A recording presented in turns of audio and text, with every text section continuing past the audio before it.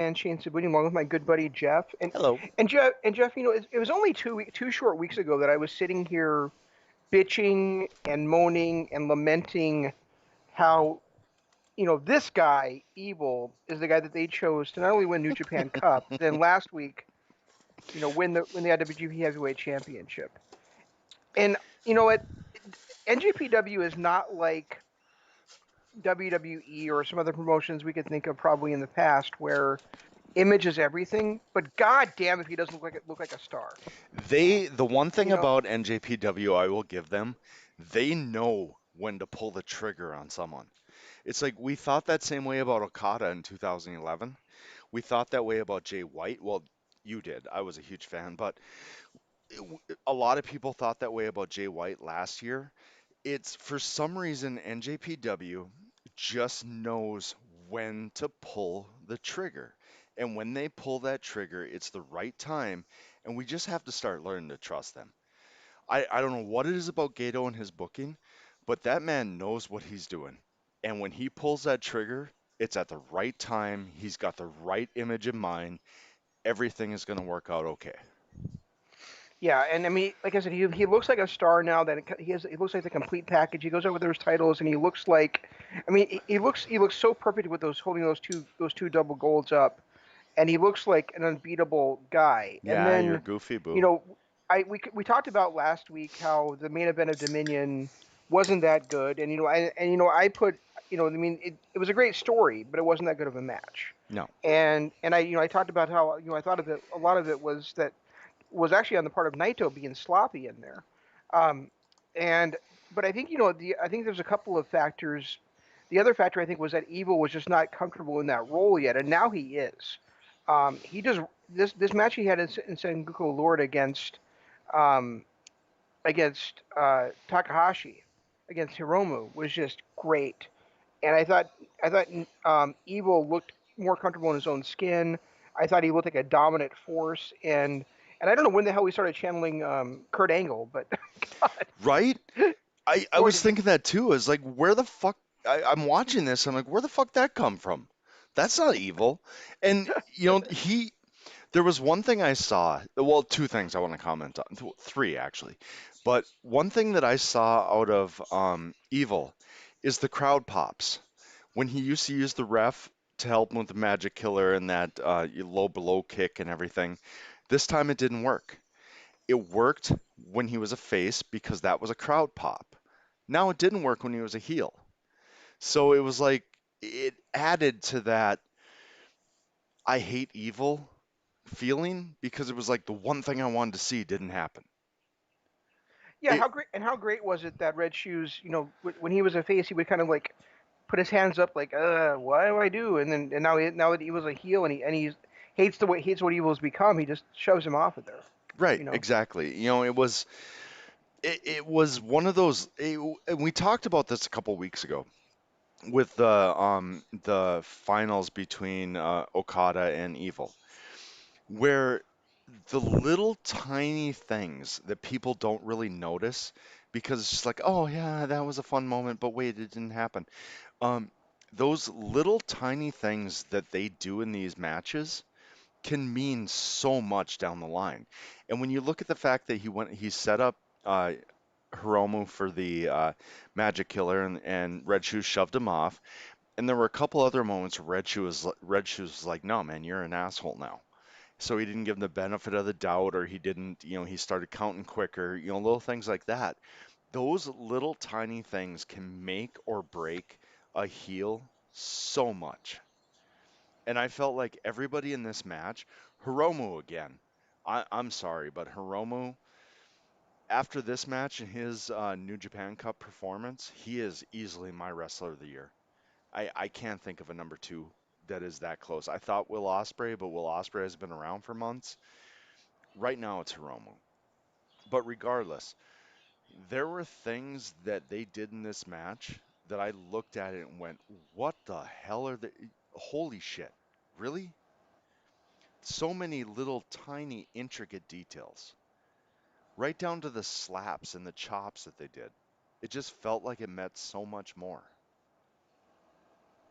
Yeah, and aside from being up, I up in the running, I as wrestler of the year for Hiromu, if not the out and out wrestler of the year, he's also got to be in the discussion for becoming one of the four pillars of the company. Oh, I mean, absolutely. I think there's some probably so concerned about his neck, like how long is it going to hold up? But if it does hold up, say for another couple of years, I think he's got to be in that in that running to be G1 winner and to be wrestling for the title at Wrestle Kingdom. But who does he replace? The Ace? I mean, we talked about that Uh, last year. It was still, well, it was Omega, it was Tanahashi, it was Naito and Okada, and then Omega left, and kind of Jay White snuck into that Omega spot. And still, I mean, if you think about it, if you sincerely look well, at it well, right well, if now, well, if our country keeps going the way it is right now, Jay White's never going to get out of the country, it's a good and he's point. going to have That's to be replaced as one of the four but pillars. who does who does Hiromu replace? Does he replace Naito? Like, Um, it could be Naito depending on how bad his knees really are. It could be Ibushi because Ibushi just, um, he's basically just had this quick run as one of the four pillars. It's not something where I don't think he can easily be I replaced. And never then, even truly looked at him as a pillar, though. It was always still Tanahashi to me. Even though Ibushi had that run, to me it was always still Tanahashi. well, the four guys that were in the running for double gold though did not include Tanahashi. No, and I get that. But as far as the pillars of the company, the ones that are gonna be the focus of the future, Ibushi never hit that level to me. And I know how great he is. I love his matches. I love how he is. I just never felt like he ever reached that Tanahashi level. And Yeah, Jay, it's weird because we didn't really talk about that in 2018, but I mean, Shibata was getting very close to being oh yeah, there. absolutely. If he hadn't made that huge mistake and knocked himself out of wrestling, he probably would have won the G1 that year and been right there in the running for it. Oh, absolutely. And both you and I thought that. And there was a time we thought Sonata was making his way there. But ultimately, when Omega left, kind of Jay White jumped into that spot. And I never really felt like Kota Ibushi took that from Tanahashi. On the other hand, like we talked about last week, this might be a new era for New Japan where there's not just those four pillars when there's like a more wide open group of guys that can be in the running for the main event. That kind of brings me to one of the other thoughts I thought about this, and I'm going to bring them up right now. The things that I thought about were number one, the crowd. When was the last time an American crowd followed the rules the way a Japanese crowd did? They said no yelling. The Japanese crowd didn't yell once. If this was America, they'd be screaming at the top of their lungs saying, "You don't control me, blah, blah, blah." The American or the Japanese crowd went, "You know what? Our wrestlers are more important than COVID. We're just going to sit here and clap like we're told to do." Yep. To me, I felt like, wow, what a statement and what a great thing that whether you agree or disagree, you respect the people around you and the people in the ring, so you're not going to scream at the top of your lungs. If this was America, they'd all have their masks off, there'd be signs, they'd be screaming and yelling, and it would be a complete cluster. But in Japan, they're like, you know what? We respect these guys too much. They entertain us. Yes, we paid our money, but we paid our money to see them entertain us. We don't want them to get sick. Yeah, absolutely. And the crowds, and we talked about this before, but how respectful the Japanese people are. I mean, here we got people bitching because they don't want to wear a mask to go into a goddamn grocery store. And now, and here in Japan, we've got fans going in there wearing masks for a 3 hour wrestling event, and not and and still being excited and stomping their feet and enjoying themselves, rather than complaining about how they're a little bit inconvenienced. And not You only know, that, they've been doing it for years. I mean, I can't remember the last time I watched a New Japan show. I'd have to go back 10 years since the last time I saw them without a mask on. Someone right? in the crowd without a mask on. Someone in the crowd, but now it's the entire Right. culture, and you don't I shouldn't say the entire culture, but the entire populace of the arenas, and you don't see them. I mean, and maybe some of them are resentful of it, but I mean, you don't see them bitching about it. You don't hear that on the news or anything like that. Whereas here you have, not even the president can follow the goddamn laws. Right, exactly. And it just So, part of me so is yeah, ashamed, but at the same time, it's like, whatever. I'm working from home. I don't care. You guys kill each other. I'm out here in my house. You're not getting me with your virus. Just yeah, saying. Just I saying. was saying that, and I was saying the same thing to Melissa last week. I was like, I explained to her what was going on in the New Japan shows because she doesn't watch New Japan with me. She rarely watches any wrestling with me anymore. But I was explaining to her what was going on, and she's like, "That would never happen in the United States." I was like, "I know. There's Right? no way that the wrestling fans would sit there, even if they did wear masks, that they would sit there, just stomping their feet or clapping their hands, rather than yelling and carrying on and all that kind of stuff. I think it's really, and I think it gives kind of a nice dynamic because instead of like the yay and the boo, you kind of have the clap and the stomp, which is really kind of fun, you I, know. to be honest, I kind of really did enjoy that too, with just the yay or just them clapping and stomping and not selling. I said this a while ago. I think New Japan is one of the best um, companies out there for a no crowd audience. Because Yep. outside of maybe one or two wrestlers, they don't need that pop. They don't need that crowd enthusiasm. And even Toru Yano, who is one of those two wrestlers, adapted whatever he was doing for the no crowd there. So I've never felt like the Japanese style needs that crowd. So even now, just having the fans clap and applaud really brought so much more to it, but it still didn't feel like, oh, I need to have them cheering for the high spots. No, it doesn't. And there's been plenty of times like watching these matches in New Japan Cup and watching Dominion and then watching this show at Sengoku Lord, watching the Road 2 shows where I kind of forget there isn't a crowd or there's only a limited crowd because Right. it's such a different environment than what we're used to um, in the United States. I mean, I think there's been times watching AEW where I've kind of felt that way a little bit, but not for entire shows like I have for New Japan. Right. And I think also some of it is like the camera work. Some of it is just how well the guys that are in the ring hold your attention. But I do feel like like you said, it's most of the guys. I mean, I do feel there's a couple of guys that do suffer when there is no crowd there. Oh, yeah. Like Yano, yeah, Okada, yeah, Sonata. Sonata, Um, yes. because some of Sonata's big spots are things that where the crowd reacting is huge. Like when Like the I'm trying to Paradise Lock. right when he does a Paradise Lock and there's no crowd reaction, it just looks goofy as hell. You know. So No, I get that, but ultimately I just feel like every wrestler there, and even like Yano has kind of adapted his style a little bit, fuck Yano. even though it's well, yeah, I can't disagree with that statement ever, because no, I just can't. He's awful. Um, I really do want to see him back in the day, though. I might go back and watch some of the early 2000s, late 90s, just to see how he was, because I can't believe this guy was this when he was a heel. I just can't.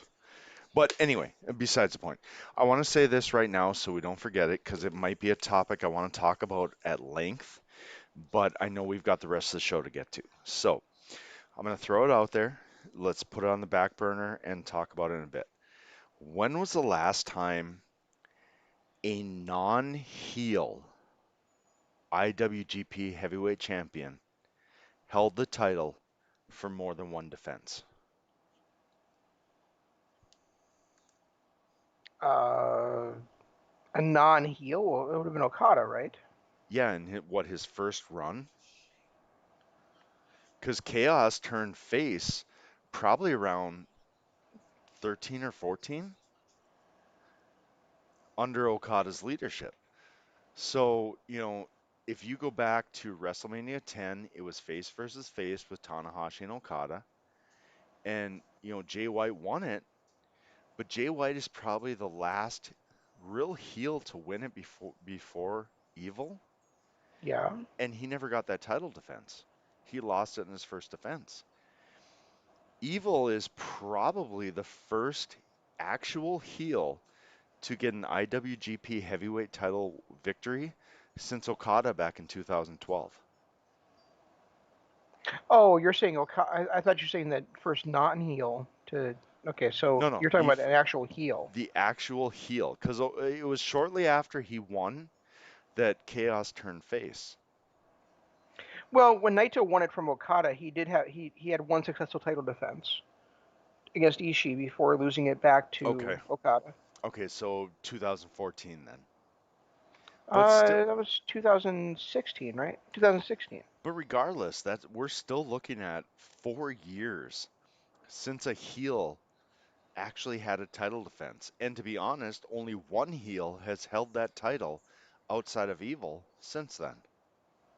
Well, only two guys since um, 2017 or 20 no 20 yeah since 2016 have had more than one defense of the title at all, and that's Okada Okada, yep, and or I'm sorry, more than one successful defense of the title, and that's Okada and Omega. right. So I mean, Tanahashi lost it in his first defense. White lost it in his first defense. Naito lost it in both of his second defenses. And then I guess we'll have to see how Evil does against Naito in this next defense. But he did win it against Hiromu, which I know, but I'm pisses me saying off. I'm saying having multiple defenses. Right. I'm just So saying one defense because White had it and lost on his first defense. Outside of that, it was Naito the last time anybody other than Okada, Tanahashi, Omega held the belt. yeah, Well, and Naito. But by the time Naito got it the second time, that is clearly a face faction. Although in Sengoku, they kind of went back to their roots, back to their heel roots with the referee, and I like it. I well, kind something's of, got to change, right? what's that? Something's got to change, right? I They had their hearts ripped out of them. Yeah, and I do truly miss this version of LIJ, the anti-heroes. We haven't had them as anti-heroes in 2 to 3 years. Yeah, I mean, I think they still have been. It's just that they've been. It's so weird the way that New Japan books that way. Just because I mean, I love it. I mean, I love the promotion to death. But I mean, just because they have the factions, they always have to kind of find one faction to face another faction, and then it just doesn't always feel like that sometimes they have a true identity of as anti-heroes or heroes or heels or whatever. Well, I mean, if you think about it, both Chaos, I mean, Chaos is probably the only true face faction right now. Yeah, and Suzuki-gun and Bullet Club are both heel factions. Yep, and LIJ is somewhere in the middle. But even Chaos, there was a time when they were a straight up heel faction. And it You wasn't forget an, you're forgetting about Taguchi Japan though. How dare you, sir? oh How my dare you? God. Oh, and Blue Justice. I forgot about Blue Justice. Oh, and what about GBH? Wait, are they heel or face, or do we even care about them anymore? Uh, I to don't. be They're to so closely aligned with Chaos. I don't think it really matters. to be honest, I'm such a fan of Makabe that I will always care about GBH.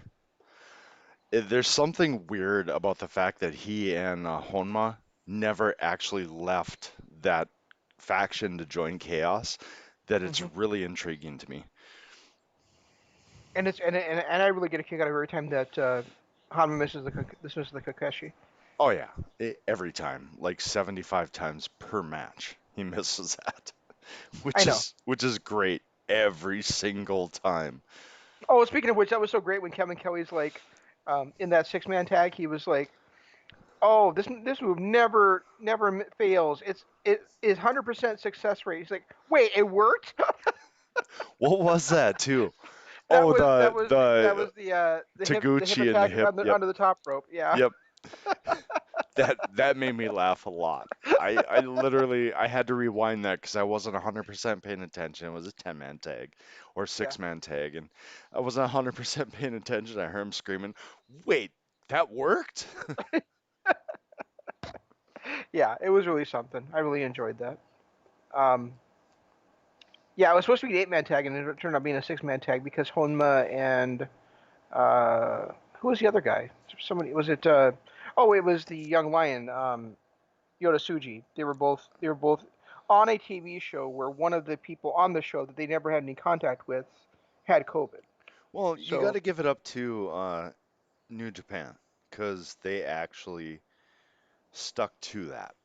they give a shit. Yeah, Yeah, where I'm starting to think nobody else does, except for maybe Ring of Honor, who still hasn't had a show.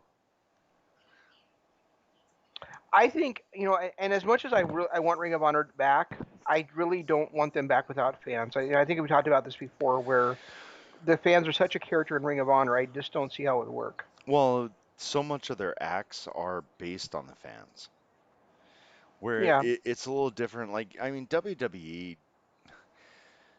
they're still able, they still have great performers. And I'm not saying Ring of Honor doesn't. AEW still has a great performers and everything, but a lot of those guys can get away without fans to still tell their story. I really feel like the upper echelon of NJPW or of Ring of Honor needs the fans to tell their story. Jay Lethal, Dalton Castle, the Briscoes, Marty Scurll. I think without the fans and the fans' reaction to their signature moves, their finishers, and so on, I just don't think they have the same type of impact as a guy like John Moxley or Hiromu or any of those guys. yeah, that's fair. Um, yeah, I mean it's really something. It's really something with like you're talking about with New Japan's world title soon. But I think a lot of it is just simply because they like to heat people up and give them a test run, and then they go back to the old standby. So I'm really interested to see, and I'm really hoping that Naito does not get the title back right away from Evil. No, He I don't probably he either. probably he probably will, but I really don't want to see it, especially since, like I said, Evil looks like a star right now. He looks like the champion, I would have and rather seen, and I'm sorry to cut you off, but I would have rather seen Evil run through every member of LIJ before Naito got his shot. Because eventually Evil is going to have to get his comeuppance. He's the heel, LIJ is the face. It's going to happen. And there's nobody else in that faction outside of maybe Sonata where I would look at it and go, yeah, it's double title holder contender. yeah, see that's the thing is I want Sonata to be the guy that gives him the comeuppance because he was the guy that because Sonata's the guy he betrayed first, and Sonata was his tag team partner. You know, So maybe this is a way to, whether it's for the title or not, I still think it's Sonata that should get the final revenge on him. and maybe that's what they're setting up with Naito getting his revenge match now, or what, in a week? Where, well, actually, he got it the next night, didn't he? No, it was a it was a tag team match, wasn't it? I don't know. I didn't see any of I didn't see any of the summer struggle, so I don't know what the.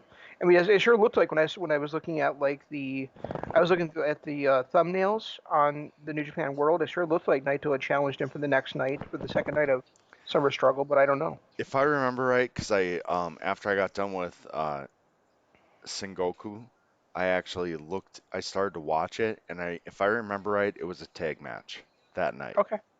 So, which means Naito's match is still coming up probably in the next 3 or 4 weeks. But maybe this is a way to clear Naito out of the way so that Sonata can come in and be the guy. But Yeah. Or it could even be the Naito gets the IWGP title, and maybe Sonata later on takes the Intercontinental title to finish the revenge. I just I it's at a weird spot because I think Evil needs to have his comeuppance, and only Naito is really the guy that can. give that unless Naito's taken a step back. And but I also at the same time don't feel like Evil should lose the belt anytime within the next 6 months. No, I would say the earliest he should lose is Wrestle Kingdom Yep, I agree. I agree because 100%. that gives time to tell the story of a Bullet Club dominating the promotion. Bullet some Bullet Club could get the is going to get the junior heavyweight title from Hiromu.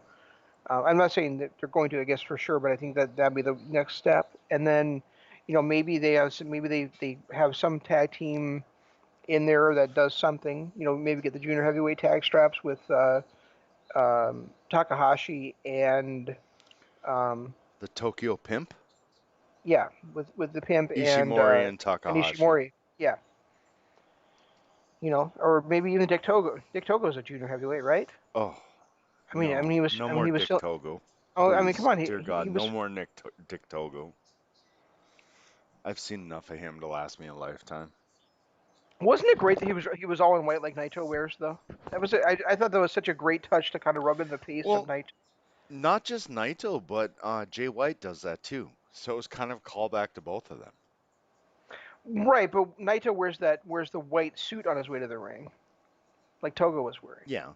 And Jay White just wears the white in general.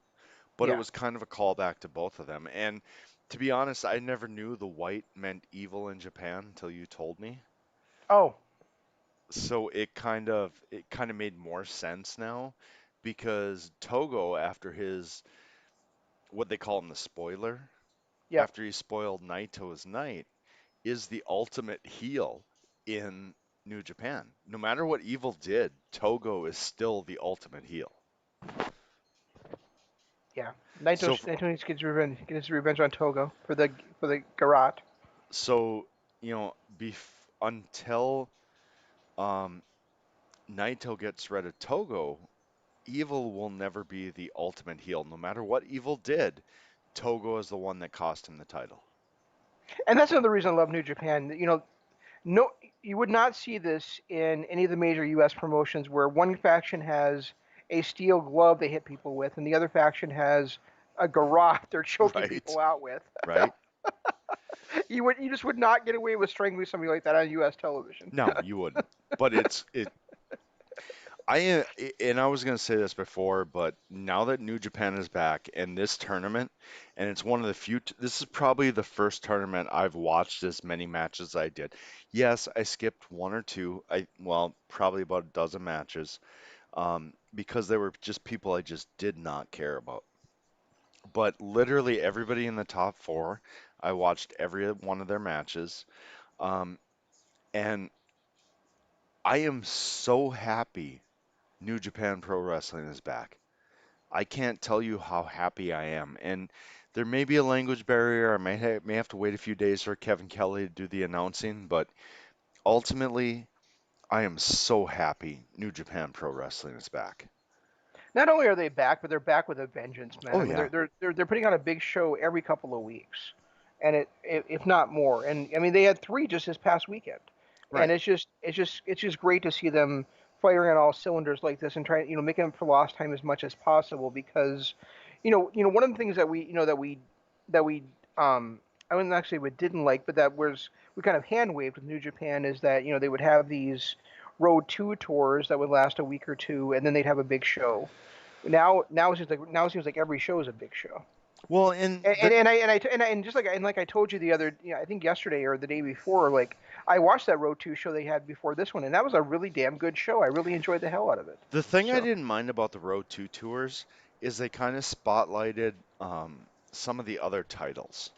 So you'd get the IC title, you'd get the Never title in a main event spot. And mhm. right now, since they're not doing that, you're not getting those titles main evented. But ultimately, I don't care. You're still getting Shingo putting on great matches regardless of where he is on the card. Um, the heavyweight and the IC title are combined, so unfortunately, they're combined. I still think Naito should have lost that to Kenta, or, would have made more sense, especially when you look at Evil turning. That would have made a lot more sense. But Well, let's talk about that for a second. Is you and I have kind of been in agreement about that, but I've been thinking about this a little bit, and I don't think it is unfortunate right now that those titles are combined, because the U.S. titles also over here in the United States, where it's not being defended in Japan, right? um, the never open and with the Intercontinental title kind of on the shelf right now as part of the double gold, that gives a lot of spotlight right now to the never openweight championship and to what Shingo's doing with that. And I Shingo's mean, doing an amazing job. he is. So it's kind of become the de facto mid card title in New Japan right now, and the matches have been so exciting. I'm kind of glad there is an Intercontinental and World title matches both going on at the same time because it would take a little bit of shine away from what Shingo is doing in those matches. And I know I dogged you last week about Desperado and everything, but holy shit, what a match. Yep, Like seriously, I did not realize Desperado could do that. Could he put is on a so match like fucking that. good, man. That He's was so good. amazing. And I And I guess, love and I love his version of the match that you and I the move that you and I first saw was the Brock lock. yep, His numero uno or numero dos, the stretch muffler. yep, God, is that a great move? And he it, and he puts it on so well. Every time he put it on, it really felt like the match could be over. yeah. I, I I was really impressed with him, and Shingo just continues to amaze. But what do you expect of Shingo? Seriously dominated Noah for a decade. So you knew he was going to be good, but watching him in these matches was just flat out amazing. Yeah, and he's made the never openweight title, his own the way that Shibata did. So, I mean, Goto was kind of like the de facto gatekeeper and holder of that title, but he never really felt like he owned that division. And in a way that I think Shingo does feel that way. Well, I think the last one that did was Ishii. Yeah, but even Ishii traded it with Shibata and then with Goto, you know. True. Or no, I'm sorry, with Makabe and then Shibata. I don't think he ever faced Goto for it, did he? Maybe he did. He did, but I think he lost it. Or did he win it? It wasn't Wrestle Kingdom, it was like a Dominion, but then he lost it to uh the singing guy, This oh part of Dangerous Tekkers. What the Yeah, guy that yeah, Bizarro Tanahashi, yeah, Taichi. that guy. Um Go get a blanket, boo. They're on your bed. Yeah, yeah, and Then get it off daddy's bed. I can never talk about those two guys together Sorry without about that. saying once again, they should be a goddamn tag team. Right? Goto and Ishii should be a tag team together. So I don't understand that why why you stick Yano in there with Ishii when Ishii and Goto would be a pair of ass kickers. And the problem is, and like I said, I want to go back and see Yano 10 years ago to see if he was actually a good wrestler or if he's been this comedy act his entire career. Um, what? Well, I haven't experienced it myself, but Kevin Kelly has definitely said on commentary he used to be a great technical wrestler. So. Yeah, and I've heard that a few times too, and that's kind of why I want to go back to like '09, '08 and see him as this great technical wrestler, or has he been this comedy act his entire career? And speaking of guys that had past careers, I totally forgot that Yujiro Takahashi had been Right? the never openweight champion Yep, before. I heard that too. And I did know that somewhere in the back of my mind, and we said it like, oh yeah, he was. That's right.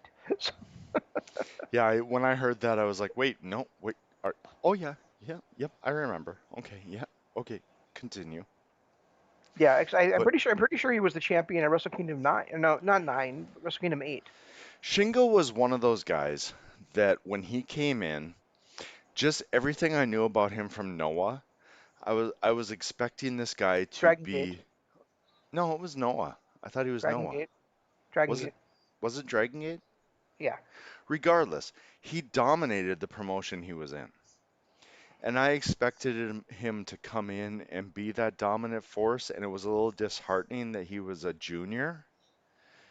And yeah, he went the whole year undefeated and so on, but it was still a little disappointing. So now to see him in that never spot, I really don't. and I said this last week when I was all upset about Desperado and hand in the air, praise whatever. The fact that Desperado put on the match he did with him, I eat every word I said last week. But ultimately, I still do not want to see him only in there against juniors. I Hmm. want to see him in there against heavyweights, and I want to see what he can do. No, I agree with that point. And but I look at when I look at Desperado, just like when I looked at Shingo or um, Show now, I don't see him as a junior. He does not look like a junior heavyweight to me. Well, It and doesn't mean that he isn't, but he doesn't look like one. He doesn't. He looks like he's over the 100 kilo mark to me. Doesn't he look like that way to you? Desperado does, yeah, Yeah. because he looked heavier than Shingo. And Kevin Kelly said it too, and it kind of shocked me. When did Will Ospreay officially join the heavyweight rank? It was just He's been a kind of a hybrid for the last couple of years. he's been a hybrid. But Kevin said it on the show where Will Ospreay, who used to be a junior, is not a junior anymore, but Tanahashi held his own against him too. I think that Will Ospreay will be a junior whenever New Japan needs him to be a junior. Yeah, I agree. And I just as much as I'm And loving and and, New and Japan, I've been wondering if this, and obviously we've seen, we saw the empty arena shows where Osprey was, was in still in Great Britain. But I'm wondering why the hell is he in Great Britain? Because just like Zack Sabre Jr., he is a permanent resident of Japan now. So how did he get stuck where he can't go back to the country? because his wife live or his girlfriend lives there, B. Priestley. But I thought they moved in together in Japan because she was wrestling for Stardom. It's possible, but when Yeah. the stay-at-home stuff started, he might have already been in Great Britain and was just not allowed back in the country. Kind of like the guys in the U or that are stuck in the U.S., Kenta and Jay White and everybody. Right, right. But Kenta is a resident of the United States now. But So our Jay White is our still Bullet Club, Australian. right? But he. That's my point. Is that I would think you'd be able to get back to go back to your country that you actually are a resident in. To be honest, I had a guy who lives next to me. He is a resident of the U.S. He owns a house 2 doors down, but he also owns a house in Greece. And when all this started, he was not allowed to leave Greece until 2 weeks ago. And Wow. he's not somebody that is there with the public. He's just a homeowner up here. He wanted to come up for a summer home. This is not a guy who's going to be in there sweating and sneezing and coughing, whatever, on other human beings. So I kind of get why Jay White is stuck in the US, simply because I have a neighbor who's not anywhere near that, who didn't get back till 2 weeks ago.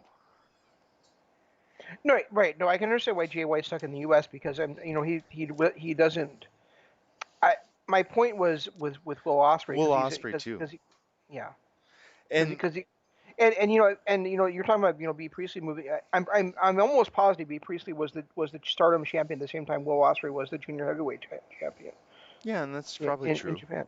Yeah. But So remember, a week before the lockdown, she was also in the US trying to she was wrestling for AEW. And then yeah, I mean, they did that show in New England, the No Fans Allowed whatever, I can't remember the name of the company, but the No Fans Monday or whatever was 2 weeks after the lockdown happened. And they yeah. were in New England I guess if Horseface or can get in locked England, sorry. I guess if Horseface can get stuck in Mexico, Will Ospreay can get stuck in Great Britain. Well, she's there with Daga. Yeah, Horseface and Dogface. We talked about that before. It's funny how she was hot before, but now she's horse face because of Daga. No, you always thought she was hot. I didn't think so. Oh, I think I always thought she was kind of a butterface. yeah, but the fact that she was Blanchard and part of the original Four Horsemen, that just escalated her hotness right there. She was not part of the Four Horsemen. No, but her father was. That Yes. name will ever be a part of the Four Horsemen. I don't care if it's Gary fucking Blanchard, her great great great great grandson. He will be a part of the Four Horsemen. Why don't you feel that way about Charlotte Flair then? I never said I didn't. I didn't think you thought Charlotte was hot. So No, okay, she is in okay, her weird way because she is a horseman. fair enough. I mean, if Arn has a daughter, or Oli, or JJ Dillon, they're going to be hot too because they're a horseman. You know what's funny? We talked about how Okada's new finishing move is kind of boring, and it's not even The really a Cobra Clutch. It's the And so money now he's clip. so now he's got a new stupid name for it called the Money Clip. I mean, what the hell? When Kevin Kelly said that, I was like, really? Me Seriously, too. really? I roll. It really is an eye-rolling name, isn't it? And the fact that he was like, well, Okada pulled me aside and told me if I put this move on Ishim or on was it Taka? Who do you wrestle in this match? Oh, Yujiro. Takahashi. Yeah. Um, when he said that, I was like, come on, really? Pulled you aside how? It must have been virtually pulling you aside. Considering you're like 8,000 miles away Yeah. and you're doing this over radio, but he pulled you aside to tell you this is the money clip. And the fact that it's the money clip just annoys me too because it's such a horrible name. It's a horrible name for a horrible move. Well, it's a Cobra Clutch. I mean, and to old school wrestling fans, the Cobra Clutch actually does mean something. Yes, but not the way he applies it. That's my point. Like he puts no pressure behind it. I mean, it's like John Cena's version of the STF. And he does it 15 times a match. Jesus I know Christ. It should be a exactly. finisher, not thrown on just mid-match to see what happens. Now it's a rest mood, rest move. It is. It looks like a rest move, and the weird thing is that with the way this is a move that he just kind of came up with during the COVID thing. Right. So we really have no way of knowing how the crowd is actually going to react to it. You know I what I mean? can't Because imagine. yeah, I can't imagine it's going to be like a big crowd popping move anyway. But we have no idea because the crowd isn't can't even really react to what he's doing. I agree. I mean, I can't imagine as smart as the Japanese crowd is that they're going to get into it when it's happening five, six, 7 times in a 20-minute match. No, that it really is a poor decision for a finisher for Okada, especially when like 2 years ago that was like going to be his downfall against Naito. Remember, Right, Naito came up with a move like that just to hurt Okada's arm and neck, so he couldn't do the Rainmaker. So right. it's kind of a weird juxtaposition for Okada to be putting that into action as one of his, or actually as his primary finisher I that he love it he when puts your mic just randomly unplugs. I would much prefer that it kind of had done some kind of a arm or leg finisher as opposed to the damn Cobra Clutch. I wouldn't mind the Cobra Clutch if it was a finisher, not 7 to 8 times a match. I mean, even against Ishimori, he threw that on, what, 5 times? Yep. And I'm going to say this straight up. I love Ishimori. I always have. I love his character. I've never been a fan of his wrestling. When I saw his match against Okada, I legitimately texted Shane and I was like, holy shit, Okada's the greatest wrestler ever because he made Ishimori look like a superstar. No. Shane, Wait. You're saying Ishimori, but you mean Takahashi. Takahashi, I'm sorry.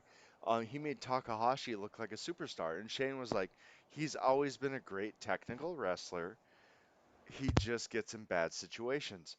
I legitimately went back because I was ahead of him anyway and had some time to kill. So I went back and watched a couple of his matches from, 5, 6 years ago when he was in Chaos and then first went to Bullet Club. That dude is good. Hmm. Yeah. How did he not ever get higher than he is? Is it his gimmick that held him back? Um, I think it's just that there's so many talented guys in New Japan.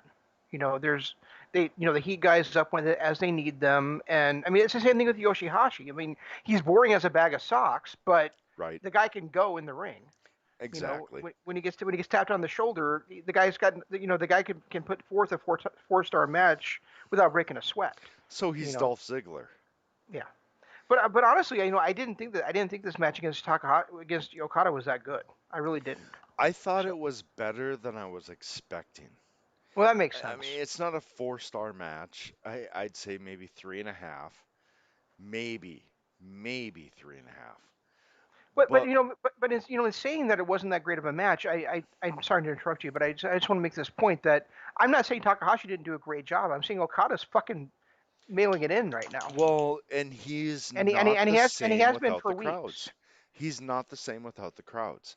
He's one of those two or three wrestlers in NJPW that needs the crowd's pops to make his stuff work.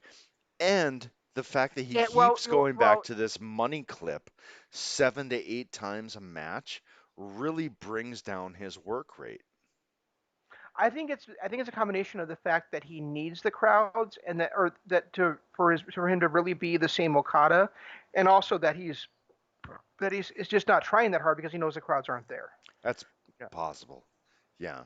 But he a But yeah, lot but of yeah, his move set. this money clip, he really needs to find a way to edge it in better in matches and make it more dramatic. That he's only putting in the closing sequences, like he would with the like the Rainmaker itself. Like he's Right. not going to go for the Rainmaker 5 minutes into the. I mean, yes, he did often in big matches go for it really early just as a dramatic moment, but he's not going to like go with like 10 minutes in the match going okay. Now it's time to try the Rainmaker. No, it doesn't happen that Right. way. Against a guy So why are you doing that with a submission move? like Yujiro, the Rainmaker wouldn't have made it in until the last 2 or 3 minutes of the match. So Right. why was this money clip move in the first 5 minutes?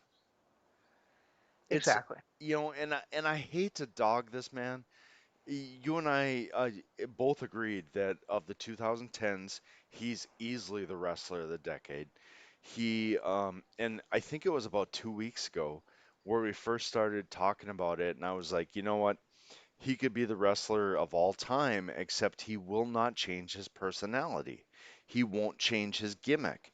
And then he does change his gimmick and adds this move, and this move actually makes everything worse because he overuses it. If it was a finisher and a true finisher, like he'd do the Rainmaker and Heavy Rain and everything else, and only whip out the money clip to be the finisher, I'd be a little more okay with it. But the fact that we see that damn move 7, 8, 9 times a match, it's too much.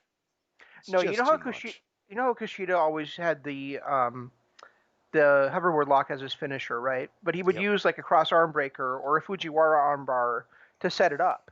Right. That's what Okada needs is another submission move to work on the neck and the shoulder area, to work on the neck and the head area before going with the money clip. Or how about this weird thought? Work on the neck as just in other move sets before you even come to that finisher. Yeah, like Ric Flair would do with the legs. Yeah. Or like Austin would do with his neck. With the stunner was his finisher. He worked on the head throughout the majority of his matches. I mean, he had a couple other signature moves that didn't involve the head, but ultimately his entire attack was the head. So when he hit that stunner, it made sense. Okada's not doing that. No, he's not, and that's what I'm saying. He needs to factor it. I mean, it does make sense like to the end of the match where he hit like the Rainmaker in a big match to set up Money Clip, Right. but he needs to do other things like and actually that's where the Tombstone makes sense too. So I mean in that sense, Money Clip works because it does work with the rest of his offense, but he just needs to use it less often. Well, You even know, me, Heavy Rain works with it. Yeah, but how often does he actually use heavy rain? which makes me sad because I know, that's I know, like his best move ever, I know, but he uses it maybe what 4 times a year. So it's only in the big matches where he needs to pull it out. which is still sad Oh, because I oh, think oh! that should be his finisher, plain and Speaking of simple. speaking of moves that you don't see very often, that like suplex into a brainbuster into a flatliner that Hiromu did to Right? people was just like There, holy shit. there were a lot of things Hiromu did where I looked at it and I'm like, what the fuck just happened? Holy shit, he's a superstar. Yeah, Hiromu in his match against Evil, you take everything he did in the New Japan Cup, which made him a superstar, it was so escalated. In that match against Evil, there were things that Hiromu did where I was like, what the fuck did I just see? yeah. This Literally, I this watched that match 3 times because it was that good. And it wasn't that good because it's like, oh, it's a 7-star match and one of the greatest of all times. It was that good because of Hiromu's performance. We took Hiromu from this junior heavyweight who's the best junior in the world to this upper echelon where I am legitimately looking at him as one of the best wrestlers in the world right now. yeah this is the greatest New Japan Cup tournament of all time because not only did it get the money clip over as a great finisher for Okada, Oh, but we also had we oh, also had did you we say also had that really? we also had my favorite match of the year in Nagata versus Minoru Suzuki. Yep. We had and then we had star making performances by El Desperado, Sho, Hiromu Takahashi, and Evil. I mean that's just an amazing thing to do over the course of 2 weeks. Well, and the funny thing is, before Oh that oh match, oh oh, and that incredible storytelling match that just like kind of blew both of our minds with the finish right, between Hiromu and Yano. right. But the fact that you actually said that Nagata and Suzuki is your match of the year blows my mind for 2 reasons. Not my Number match of the year, but my, my my favorite match of the year, not necessarily my match of the year. I'm sorry, go ahead. for 2 reasons, because up until then, my favorite match of the year was the Bucks against Page and Omega. Yep. Still might be my match of the year. I haven't decided yet, but I'm right there with you. My favorite match of the year, where I was on the edge of my seat watching every move that happened, and not only watched it once, but had to watch it twice. And when I watched it the second time, was still on the edge of my seat after I knew the outcome, was And Nagata versus Suzuki. That you know was what? such an Those amazing motherfuckers, match. those motherfuckers been fighting ever since. Well, yeah, so we're gonna get another one, but Yeah, I know it's ultimately, I'm great. right there with you because that was easily my favorite match of the year. Yeah. And maybe it's because it was new. I don't know, but No, it's ultimately, no, it's no, it's because you watch two 50-year-old guys kicking the shit out of each other, dude. and That's why. they kicked the shit out of each other in a way that would have made us both hurt. I don't know. I'm right there with you, thinking that might be my favorite match of the year. That was amazing from start to finish, and all I want to do is see them do it again. That's it. Yeah, me too. Me And too. that's And what you it's want. gonna happen. And So that's what you want out of a match, is you want to see those two guys do that again or better it.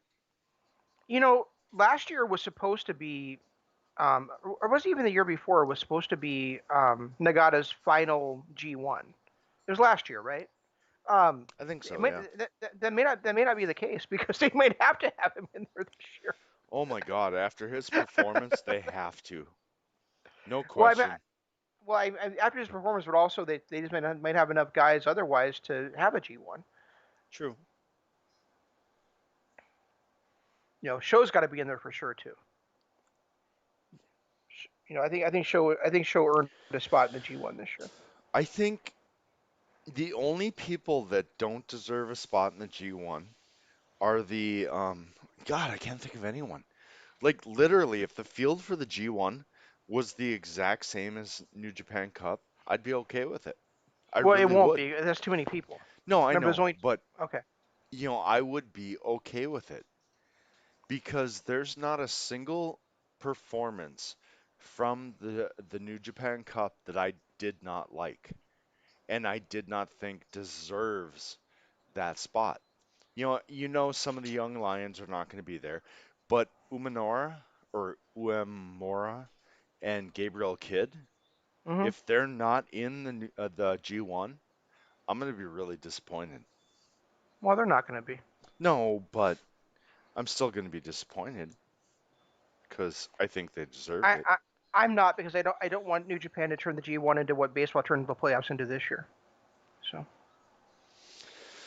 Well, I am really mad about what Major League Baseball did with the playoffs this year. you don't want to talk about hockey playoffs then, considering only four teams have been eliminated. Well, considering it's hockey, I probably don't ever want to talk about it ever. Oh, But you made me hurt. My heart hurts. It's hockey, dude. You're northern Minnesota. That's all you care about. no, I'm not from northern Minnesota. So You live in northern Minnesota. You adapt to our culture. no, Just I will giving you never like shit, bro. hockey, and I'll never like the Vikings.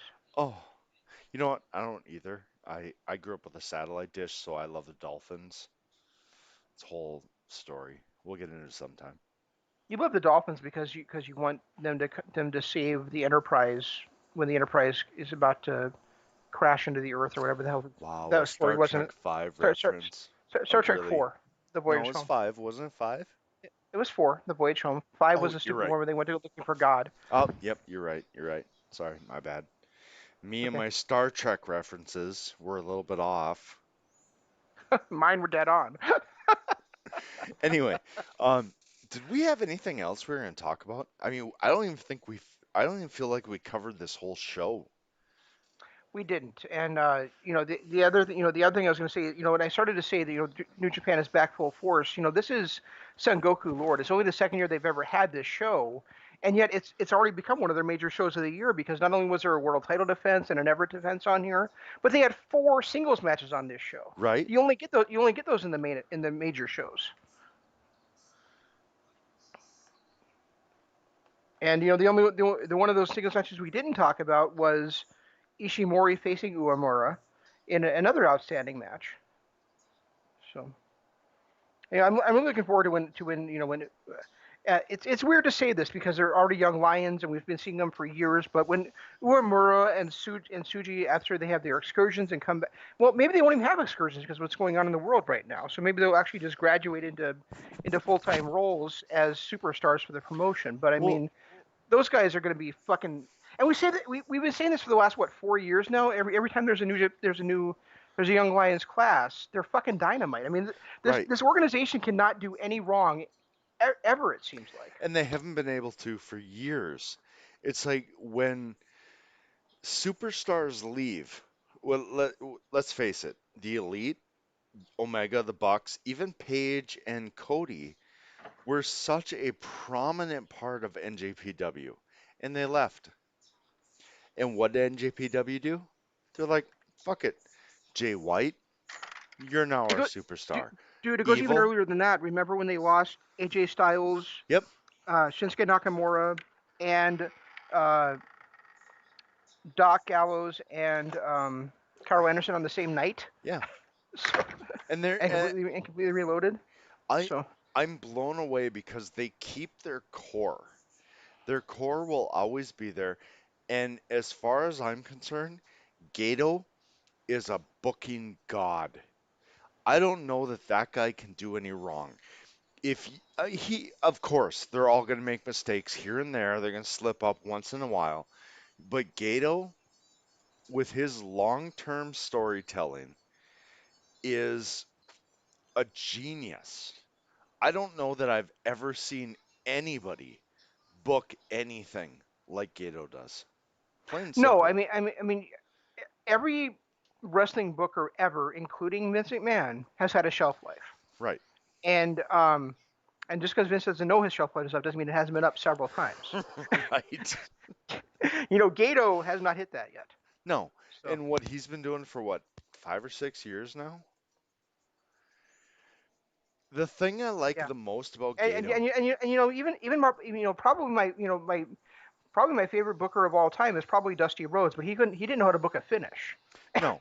and and goddamn Gato knows how to book everything. It's amazing. Well, you look at like even Bischoff. When Bischoff was running the NWO, he was really into long-term storylines. Look at the Sting storyline. That took a year and a half to pay off. But that's Did wait wait nothing. wait wait did it pay off? Really? No, it really didn't. That match was horrible. Okay. But I'm just saying, it took a year and a half before he got to the finish line. Yeah. Gato with Naito, that was a 5 year story that he told. Right. Who the hell does that? Who the hell looks at anything and says, dude, you're great now, but you're going to suck in a bit. We'll pay you up in 5 years. Who does that? And the fact that Gato can do that is mind boggling. Well, the other thing is, the other thing that we have to mention in that same sentence is, taking the risk that he did on Okada. Okada comes back from excursion, and a month later, he's defeating the ace of the world for the IWGP Heavyweight Championship. Well, Seriously? it's not just Okada. Look at the risk he took on Jay White. Look at the risk he took on Evil. This Evil storyline has, yes, gone on for a year, maybe a year and a half, but people wrote him off a year and a half ago, and now he's their champ. Yep. It's the risk, whatever Gato sees in people, he has this ability which is mind-boggling because he can take that ability and turn them in such a way I've never seen before. Like you look at American wrestling and you look at, well, unfortunately WWE because that's been that for like the last 10, 15 years. Who have they promoted long term? Where they looked at a guy and said, "Yeah, you're an IC title holder, but someday you'll be the heavyweight title." Who's the last guy that did that? Edge, maybe? Uh, Most likely. Yeah. I mean, even Randy Orton didn't become a superstar until after he held the title once as a trial basis. But Edge might have been the last guy that got a long-term IC title run and then was catapulted to the heavyweight title. And even he only got a short run at first because their plans were set in stone for WrestleMania, despite the ratings that Edge was bringing in. Right, exactly. But if you look at New Japan, they don't do that. There's never that. Even Naito, he got his title run. It was blah, whatever. But it was part, when you look back now and you look at that, it was part of a much larger story. Like Yep. Naito's title run in 2014 or 15, I can't remember when, but his original title run was part of his demise, which then led him back to the title. It was a long journey. And people that were in on that journey throughout were like, oh, hell yeah, we finally got to see it. We saw the culmination of this story. And that's why Naito fans aren't mad about him losing the championship Exactly. And because they got their story finished. right. And I'm the same way. Yes, I would have liked to see him hold it a little longer. Yes, I would have liked to seen it. But now that I'm looking at it going, well, man, I followed him for 5 years and I finally saw him finish his journey. And yes, he lost it to a traitor, but I'm okay with that because because because that because was because it the because it evil told story. yeah, exactly. It tells another story and it creates another star. Right. And I'm looking at that and when I originally saw that, if I saw that as just a flat out wrestling fan, I'm like, well, whatever. I would have been like, no, man, this sucks. Naito, he's my guy. But then when I took a step back and I looked and went, this is part of Evil's story now. Naito had his fairy tale ending. We saw his finish. and now his finish rolls into Evil, and now we're gonna see Evil. It all made sense, and I was okay with it. And see, that's how professional wrestling should be told. And Gato does a great job of it. That's why, and I think that's another reason why I was so frustrated with what happened with Okada getting the belt back from Jay White. It's like Yeah, it felt like you're not telling another story now. You're just going back to the one you just got done telling. So, and that's fair enough. but it did work in the favor of finishing Naito's story. So, I guess all is well that ends well. I think ultimately Naito had to win that belt from Okada. Had he not, we never would have got the true finish of Naito's story. Right, and you and I think both said that at the time. We just thought that Okada should get the belt back from Jay White at Dominion, True. Not at Supercard. That's true. Yes, you're right. So You're right. So, I don't know. Do you have anything else? I mean, we're an hour in. I guess the only other thing I have to say is, I don't know what happened at Summer Struggle this weekend. Maybe you're right, and it was only a tag match. But if Naito did get the title back from Evil this weekend, No, he didn't. where is and even if he doesn't, even if he only gets it like back in a month, then like where is the next setup for a title shot um at shit, I know a King of Pro Wrestling. I mean, who's next in line then to face Naito? I just don't see it. And that's the thing is that Gato probably does. Gato's already 10 moves ahead of Oh both yeah, of us. he is. You know, Yeah. And to be honest, maybe if maybe it's it's Suzuki. I hope it's another LIJ member. I really think he needs to run through everybody he betrayed before, and whether it's Bushi or Shingo, even if it's Bushi, who we know doesn't have a chance. I just think storyline it makes sense. I think at Wrestle Kingdom he needs to lose it to the um, G1 winner, whether that's Naito or Sonata, either one. And I would buy into either one. So I think, but I Yeah, do seriously believe he I needs to run through the LIJ roster. yeah, yeah, I agree. You know who I wouldn't buy is Shingo. I mean, I love Shingo. I think he's great in his role, and I think he could be a great guy at the top of the promotion. I just don't think he has the relationship with Evil that the other two do. No, That would make it you know that would make it emotionally um, involving. to be honest, I think the Wrestle Kingdom needs to be the payoff between Shingo, or not Shingo, I'm sorry, Sonata and Evil. They were tag partners. They were the closest of friends. Evil betrayed him before everyone else. I think the ultimate payoff is Sonata versus Evil, and make those two of the pillars in one fell swoop, which they could do Yeah. at Wrestle Kingdom. But I'm afraid they're going to go with Naito over Sonata. Well, and even, I'm not afraid they're going to with Naito over Sonata because I just think that if they do, that if it is Sonata and Evil, it just won't be in the main event. It'll be Right. something. It'll be like a double main, or it'll be like the semi main, like they did with Jericho and Tanahashi, or Oh, that with makes or, sense. Yeah. or with Jericho and Omega. You know, Yeah, that makes sense.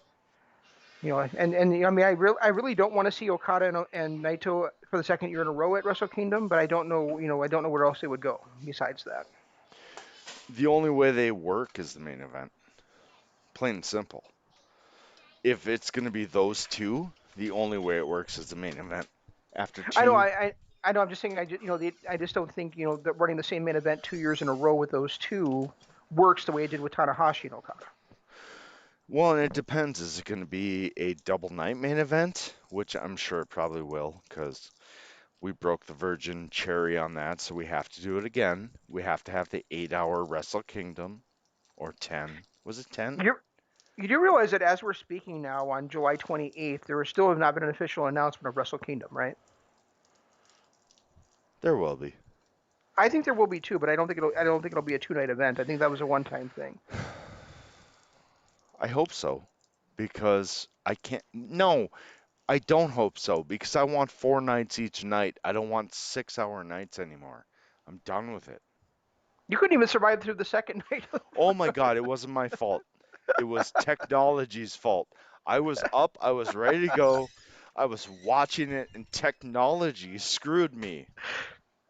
And folks, that's what Jeff explains to his girlfriend every night about Viagra. It's not a girlfriend in this house, so there's no complaining, there's no Viagra, no girlfriend. Hey, anyone want to There's there, volunteer? there's Hit there's me up. there's no being up. There's no being up and ready to go then either. Anyone want to change that? I've got a Twitter. I've got a Twitter and gas miles. I'm just saying. Oh, Yeah, a Twitter or a Tinder. both. Okay. Although Your Tinder is is your is, awful. is your Tinder all a Twitter? You know what? My Tinder has produced. I okay. I'm going to say this right now because I really don't give a shit. I made 4 matches on Tinder tonight. All 4 of them hookers. That's where I'm at with my life. So I'm staying home tonight. I'm just saying. Anyway, Well, you're going to anyway. You got Arlo. well, yeah, yeah. And my kid comes first, no matter what. So Yeah. I really did thoroughly enjoy this show from top to bottom. We I didn't really really did touch up too. much on the 6 man or the 8 man or the 10 man, but those are enjoyable as matches on this thing as well. So We not only I didn't touch on that, we didn't touch on the amazing match that opened this with Ishimori versus Uemura. I touched on it. I just didn't go into depth in it. Those two put on a hell of an opening match. It got me geared up for everything after that, and I loved it. Yeah, and it was really and that's another strong example of Gato's booking is Ishimori has that great opening match against Uemura, heats him up a little bit in that match, and then he's there at the end of the night to Challenge kick the shit to Tanahashi. kick the shit out of Takahashi Takahashi. and challenge him for the junior title.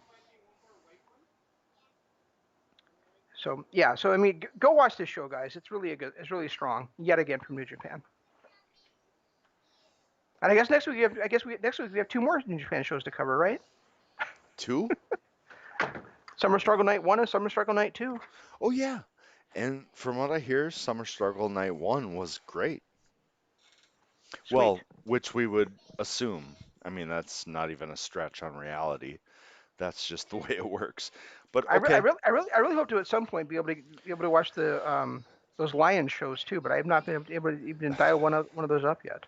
and it's not even with everything else we have going on. Because, I mean, we're watching Doom Patrol. We're working on, is it Showdown in the Sun Night 2? Yep. And eventually we will get to our AJ Styles Desert Island series, which I've got 2 of my matches. But man, that guy has some good matches. I am watching so much AJ Styles right now that I may hate him when I'm done because I'll be overdone with it. I'm just saying. But That's funny. there's so much great AJ Styles since 2002. It is really hard to pick my 4 favorites. I've got 2. I don't know if you've even started yet, but I've got some in the back of my head that I haven't I haven't gone back and watched any of them, but I know like some ones that I really want to include in there, and really right now my big debate right now is, do I include the triple threat between you have to. Styles, Daniels, and Samoa Joe, or do I go Daniels versus Styles in that Iron Man? Because I'm not going to have a match with between him and Daniels twice, But you know. I don't care. I don't care if he's against Daniels or Cena or whatever. Right now, I'm going to be honest. My 2, and I went back and watched that triple threat match, the first one, not the second one. The first one is my number 3. But I'm like you. I already have that Iron Man match, that 30-minute Iron Man match, and I Hmm. have Styles versus Cena at Royal Rumble. Those are my 2 right now. I have the triple threat match that's kind of on the cusp. It's like I'm struggling like you are with like, oh, that's everybody's golden match. I'm trying to find anything that will replace it. So I still have 2 more, but I have my 2 golden ones. Yeah, I'm not sure about the Cena one either because that definitely is at the top of my mind. But at the same time, it's like, do I really want to watch? Am I really going to want to bring a John Cena match to my island? Well, yeah, because we're eventually going to do a John Island or a John Cena Island, A John Ireland? What? a John Cena Desert Island series. Just I so gotta you get know. I gotta get my dog. She's barking her head off. Be right back. All right. Wait, what? You're making me filibuster right Yes. here about John Yes. Cena? Yes. Really? I hate you. So, guys, um, literally, that's where we're at with our AJ Styles. And if you want to actually recommend any matches, we do these Desert Island series. We try to do them once a month. This one's taking a little longer because, well, it's the GOAT. The only guy in professional wrestling I've ever loved more than AJ Styles is Chris Jericho. And right now we are looking at AJ Styles matches. So if you have recommendations, please, by all means, send them to us. You can follow us on Twitter. My name is at Regi Co-op. His name is at ZanmanLOP. And the best way to get a hold of us is using the hashtag DAD and the hashtag KOH.